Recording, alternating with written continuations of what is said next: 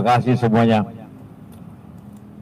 Saya hanya ingin menjelaskan sedikit satu hal yang karena banyak yang bertanya, daripada saya jelaskan satu, saya jelaskan saja bersamaan.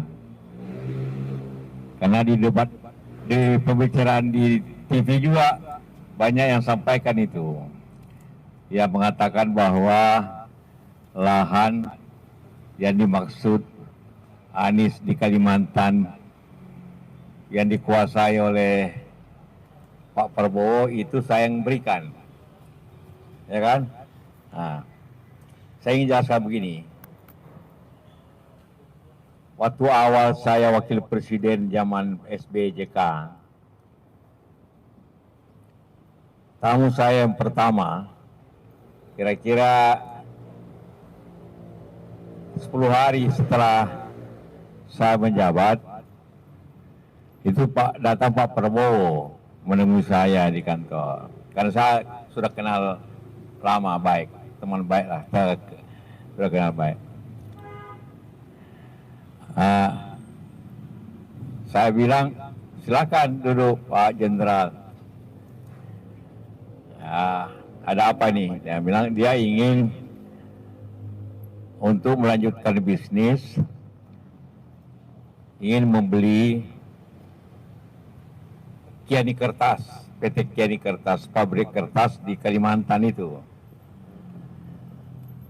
milik bekas milik daripada Bob Hasan kan, yang macet di bank. Saya tanya di bank mana macetnya? Saya bilang di Mandiri. Oh, serius ini? Serius. Oke, baik. Jadi saya telepon di Rut Mandiri, Pak Agus Martowardoyo. Saya bilang, ini benar nggak Kiani Kertas Anda mau jual? Karena kredit macet. Ya Pak, mau jual. Berapa harga? Ya bilang sekarang kita mau jual 150 juta dolar. Dan sudah ada peminatnya dari Singapura. Sudah mau beli. Sebenarnya jangan jual ke Singapura. Lebih dibeli oleh pengusaha nasional. Jangan ke asing. Saya pegang selalu prinsip begitu. Nah, boleh Pak, asal cash. Tidak boleh restrukturisasi. Nah, pinjaman dipinjamkan lagi, tidak harus cash. Jadi di depan saya masih ada Pak Prabowo. Saya sampaikan ini boleh, tapi cash 150 juta dolar. Nah, mau nggak? Mau. Jadi sekarang saya bilang, setelah ini Anda pergi ke Mandiri, ketemu Pak Agus. Nah, ketemulah, deal. Saya dengar beberapa waktu kemudian, maka dia bayar, dan itu kemudian menjadi milik Pak Prabowo, pabrik itu. Rupanya karena pabrik kertas, maka punya lahan luas untuk menjadi hutan industri. Jadi hutan industri ini untuk menanam pohon, untuk bahan baku pabrik kertas. Itulah luasnya di Penajam itu, lebih 200.000. Jadi hanya hak untuk HTI, hak pengelolaan kira-kira gitulah. Mungkin AHGU saya tidak tahu. Saya tidak tahu anunya, tapi biasanya itu pengelolaan. Nah, itulah kenapa Pak Prabowo memang punya lahan seperti yang saya baca di Riau, aku juga kan. Jadi, tapi itu jadi ngikut lanjut lahan itu bagian daripada pabrik kertas yang saya minta ke Bank Mandiri dijual saja ke pengusaha nasional, jangan keluar. Nah, itu ceritanya. Sayangnya sampai sekarang pabrik itu tidak berjalan. Jadi saya baca, saya tidak tahu siapa Anda tulis sendiri, tidak berjalan, tidak bagaimana diizinkan. Jadi karena pabriknya tidak jalan baik gitu kan, otomatis lahannya juga tidak dipakai kan. Nah, jadi memang kalau Pak Prabowo ingin kembali ke negara memang seharusnya begitu karena tidak dimanfaatkan dengan baik lahan itu. Jadi itulah kronologis daripada. Jadi saya bukan yang saya berikan, bukan dia beli pabriknya. Pabriknya ada izin lahan. Tapi beda kabupaten. Kalau pabriknya kok tidak salah di Berau. Tanaman lahannya ada di Penajam. Itulah menjadi bagian daripada ibu IKN. Jadi langsung apa itu menjadi bagian dari kota. Tidak salah itu jadinya. Saya tidak tahu jelas di mana tempatnya. Saya sudah setuju agar dijual ke pengusaha pribumi, nasional, apalagi pribumi. Nah, itu arahan saya ke Mandiri. Nah, itulah yang terjadi. Supaya jelas, jangan karena ada mengatakan, oh itu saya tidak punya hak untuk memberikan. Yang memberikan itu Kementerian Kehutanan, tapi izinnya pabrik dan lahan. Nah, itu. Jadi memang ada itu, tapi dengan niat baik bulan-bulannya, walaupun sayangnya tidak dijalankan dengan baik sehingga nggak macet lagi. Nah, itu. Ada yang cukup, silakan. Pak, saya mendapatkan penegasan dari Bapak waktu Pak Anies menyampaikan bahwa Pak Prabowo memiliki lahan 3.400 hektar dan Pak Prabowo sempat menyanggah bahwa sudah ada teknologi tidak seperti itu. Sebenarnya berapa? Apa? Yang dimiliki oleh Pak Prabowo. Kan sebenarnya Pak Anies menyampaikan 3.400, tapi Pak Prabowo menyanggah bahwa tidak benar. Itu datanya salah. Sebenarnya datanya seberapa, Pak? Kalau saya tidak tahu jumlahnya juga, tapi yang jelas ada ratusan ribu waktu itu. Dan malah Pak Prabowo di Riau kan mengatakan lebih dari itu, ya kan? Malah dibilang 500. Saya tidak tahu yang benarnya, Pak. Saya hanya ingin mengatakan bahwa itu benar, tapi saya setuju bahwa dibeli oleh pengusaha nasional. Pak JK. Ini kan kemarin perdebatan kemudian sebenarnya impact setelahnya, kemudian di hari setelahnya kemarin kita tahu Pak Prabowo mengomentari Pak Anies di Pekanbaru bahwa soal lahan itu kata-kata mengungkap kata bodoh, kata tolol. Nah itu sebenarnya seperti apa Pak? Apakah secara etika itu dalam pandangan Pak JK memang layak atau seperti apa? Ya. Saya tidak bisa menilai itu. Yang menilai itu Bawaslu. Ya. Soal layak tidaknya itu Bawaslu. Pak JK, saya Sulungnok dari KBA News. Yang pertama, menurut Pak JK, lahan yang dimiliki oleh Prabowo sekarang itu statusnya apakah SHM, HGB, atau kepemilikan lainnya?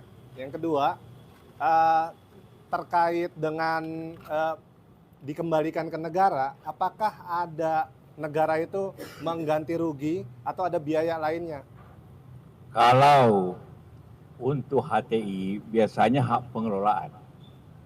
HP? Ya, saya tidak tahu itu. Apakah HG mungkin karena waktu itu yang tentu yang dikasih itu Bob Hasan waktu itu.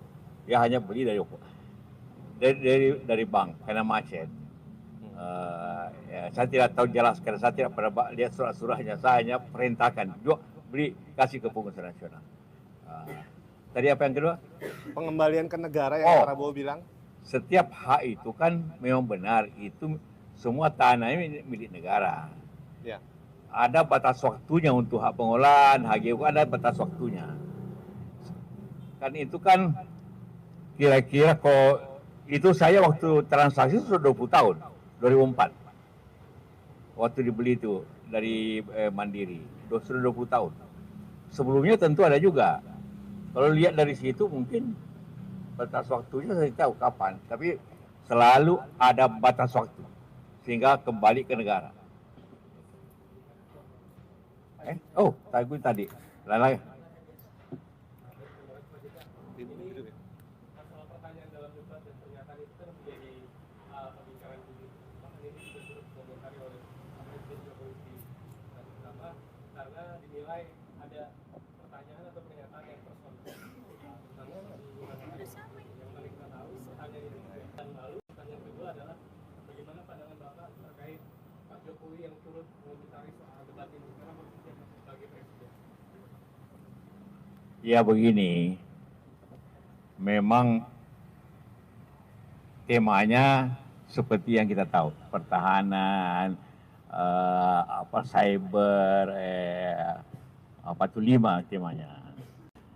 Tapi tentu saja presiden itu, calon capres itu di samping mengetahui gagasan wawasannya, juga orang ingin tahu integritasnya. Tidak salah dalam hal itu, dalam hal pertahanan itu. Jadi ya kalau debat itu sejak dulu begitu. Saya dengan Pak Jokowi juga luas waktu saya debat saya dengan Pak Jokowi, dengan lawan Pak Prabowo juga. Saya kira tidak apa-apa untuk orang agar masyarakat tahu integritas seseorang. Ya. Ya. Hah? Ya, pandangan kan boleh berbeda-beda. Ya. Perkenalkan saya Irfan dari Tirta.id. Jadi pertanyaan pertama Pak, andai kata Pak Prabowo berulang kali apabila negara membutuhkan tanah itu bersedia untuk mengembalikan. Jadi kalau Pak Prabowo mengembalikan tanah yang Bapak sebutkan tadi itu sebenarnya biasa saja kayak bisnis to bisnis ya, bukan hal yang bersifat nasionalisme seperti itu. Itu pertanyaan pertama Pak. Lalu yang pertanyaan kedua mengenai aspek pertahanan Pak. Dari pandangan Pak Yusuf Kala yang menjadi wapres 2 kali, itu seberapa besar sih Pak batasan-batasan mengenai pertahanan yang bisa disampaikan ke publik dan mana yang tidak bisa disampaikan ke publik? Terima kasih Pak. Yang terakhir dulu, apa sih yang menjadi rahasia? Pengalaman saya, apa yang kita buat rahasia kepada siapa? Pertahanan tentu ingin rahasia kepada negara lain. Apa yang dia tidak tahu? You beli pesawat 2, dia tahu di Amerika, di Eropa. Kita beli tank, dia tahu orang. Dan tiap kali ada 5 Oktober, ada pameran, kan terbuka semuanya sebenarnya. Tidak ada perlu hal yang disembunyikan dalam keadaan sekarang. Apanya rahasianya sebenarnya? Jangan, rakyat harus tahu berapa negara beli ini, berapa pajak yang saya berikan dikemanakan. Rakyat mesti tahu. Rahasia apa pertahanan ini yang kita beli kapal selam langsung, oh negara ini baru pesan sudah tahu. Mau tipe ini langsung tahu tipenya ini. Kan tidak ada dalam keadaan begini apa rahasia apa? Ya, yang harus disembunyikan. Semua tahu. Jadi kalau kita sendiri ingin tahu kenapa? Apa tadi yang pertama? Yang pertama, andai kata Pak Prabowo. Oh, ingin mengembalikan. Ya, ada 2 hal. Kalau belum sampai waktunya, ya kembali ke negara. Ya otomatis kembali ke negara kalau waktunya. Biasanya itu kan 20 tahun, 30 tahun. Ini sudah 20 tahun saja zaman beli. Jadi kalau Pak Prabowo ingin kembalikan itu bagus. Apalagi itu masuk bagian daripada ibu kota, negara yang baru. Bagus lah. Jadi biasa saja ya Pak? Biasa saja. Karena itu memang milik negara. Hanya dikasih izin memakai dengan sekian tahun. Selalu perjanjiannya 10 tahun, 20 tahun. Saya tidak tahu ini milik itu berapa tahun. Apa?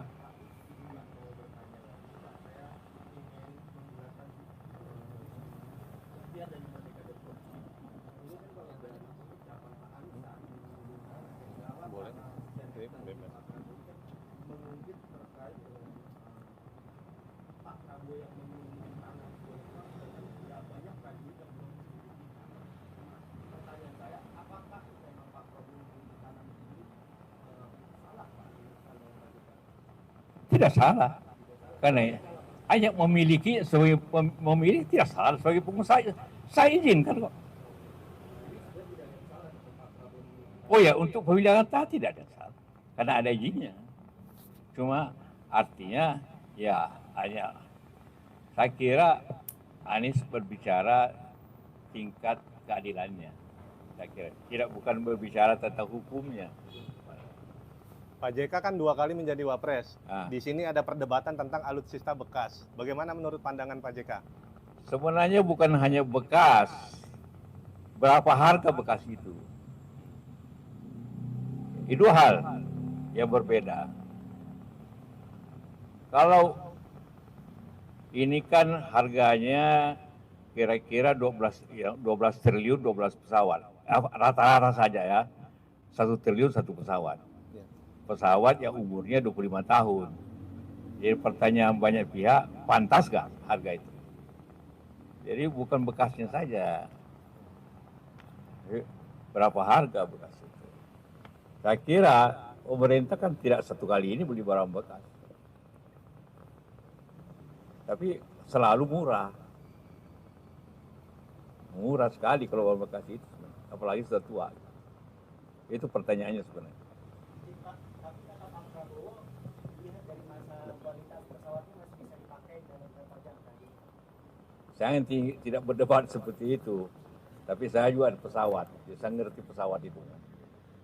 Jadi pesawat itu diukur 2 umurnya. Karena umur itu sangat terpengaruh kepada teknologi. Kalau umurnya 25 tahun, artinya teknologinya 25 tahun lalu. Kalau lebih baru, pasti teknologi baru lagi. Di samping itu jam terbangnya berapa. Semua ada aturannya kalau pesawat terbang. Tapi yang penting itu. Kemarin Iwan nampak memberikan salam kepada Pak Anies dan Caimin setelah kita, dan kemudian kemarin disampaikan oleh hari ini tadi disampaikan Pak Ganjar ada terbuka peluang kalau nanti putaran kedua bekerja sama dengan Pak Anies. Kalau dari Pak JK sendiri sebenarnya juga sudah ada komunikasi belum Pak dengan teman-teman di PDIP atau mungkin dengan Bu Mega? Saya tidak tahu, itu komunikasi itu biasanya dari partai ke partai. Ya. Baru saja di Surabaya kan bilang ini soal putaran kedua kan bakal ada koalisi baru, dan koalisi baru itu yang bakal menang di Pilpres. Apakah ini berarti menandakan bahwa Pak JK yakin jika putaran kedua pasangan Prabowo Gibran pasti kalah? Kan sekiranya, ya kan? Ya, tidak sekiranya berarti tidak pasti, tapi ada kemungkinan sekiranya. Pak, bagaimana sikap saya Lina dari KBA. Oke. Ya, oke. Saya Lina dari KBA. Bagaimana pandangan Bapak melihat sikap Pak Jokowi sebelum debat berkopi dengan Pak Prabowo? Dan Biasa saja, kan dia menteri juga. Kalau dia undang menterinya duduk, ya silakan. Tidak ada soal. Ya. Cukup? Hah? Baik.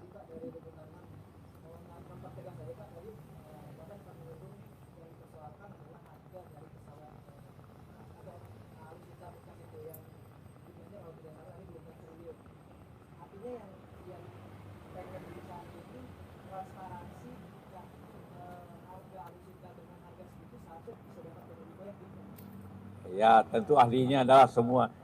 Tanya aja semua ahlinya tentara. Ya, saya cuma ingin mengatakan bahwa pesawat bekas itu selalu diukur teknis dan harga. 2 hal yang diukur. Saya beli bekas tapi harganya murah dong. Nah, sekarang bagaimana?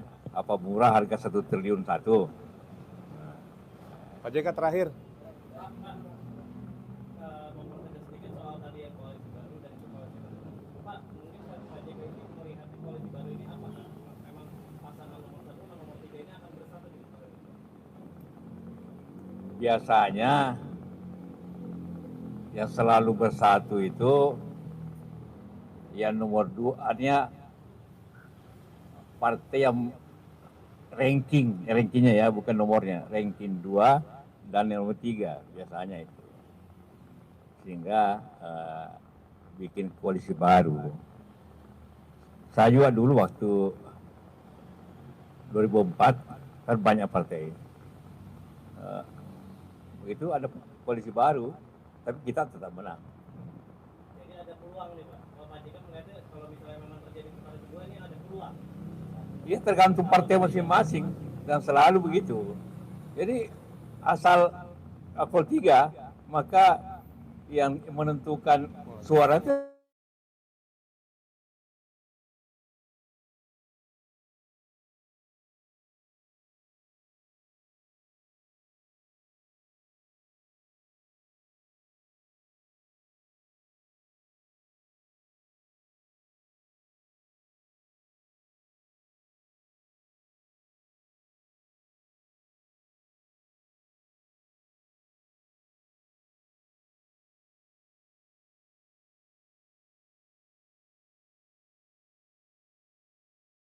kan secara alusista kan, apanya mesti dirahasiakan, jangan rahasia itu hanya untuk menutupi sesuatu harga yang tidak wajar. Selalu begitu. Nah, ini perlu saya bahwa kita punya sekian Sukhoi, punya sekian F-16, semua orang tahu. Hah? Tidak ada itu yang di dunia ini apa rahasianya? Oh iya, tiap 5 Oktober kan dipamerkan kita punya senjata alutsista semuanya.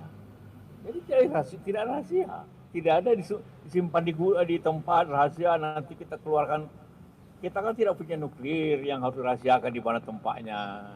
Kecuali ada senjata-senjata yang rahasia yang hebat, biasanya itu dirahasiakan kekuatannya. Kita tidak ada.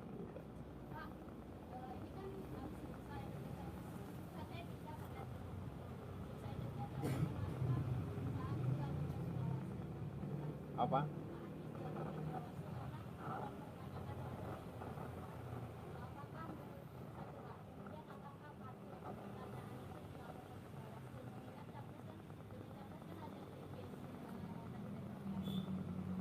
Bagus itu kedua plus tuh. Kalau diperiksa, gampang Anies minta kesaksian dari Pak Jokowi. Kan yang pertama ngomong Pak Jokowi. Paling bagus sih jadi dua yang diperiksa. Anies tentu diperiksa. Dari mana datanya? Dari Pak Jokowi. Panggil Pak Jokowi. Baru rame negeri ini. Jadi bagus itu kalau diperiksa. Gitu ya. Apa? Petani.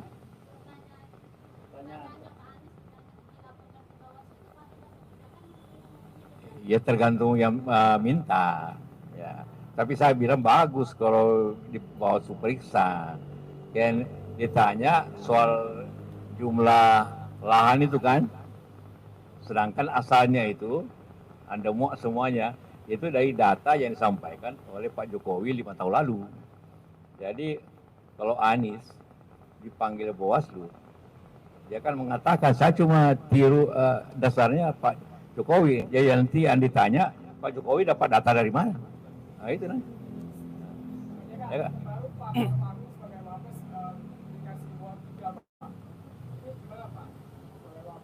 mau 1, mau 2, mau 3 terserah Pak Ma'ruf lah.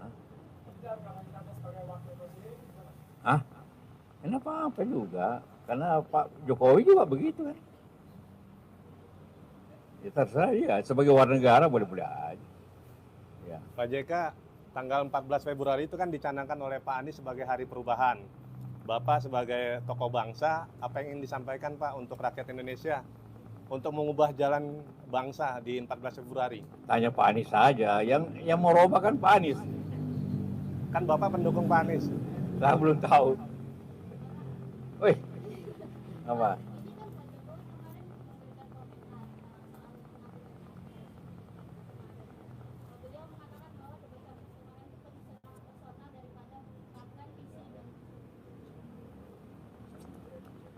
Tadi saya sudah katakan bahwa pertanyaannya ada hubungannya dengan kebijakan seseorang itu juga penting untuk melihat integritas orang itu, calon itu, karena masyarakat perlu tahu juga bahwa calon ini integritasnya gimana. Ya.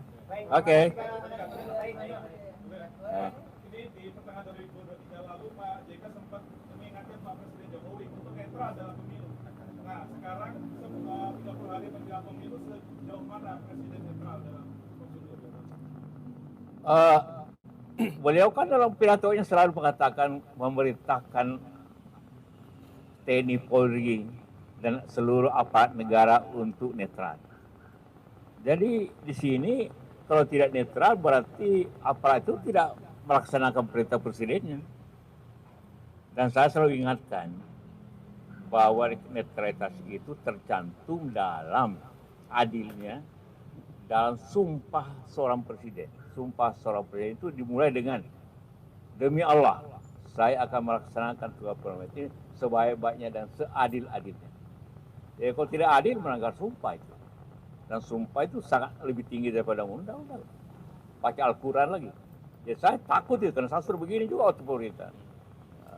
Jadi kalau seorang pejabat ya, bukan hanya presiden, yang tidak adil dan tidak, itu melanggar sumpahnya, jadi dua kena. Allah kena, undang-undang kena. Ya. Terima kasih atas kehadiran teman-teman semua. Assalamualaikum warahmatullahi wabarakatuh. Waalaikumsalam warahmatullahi wabarakatuh.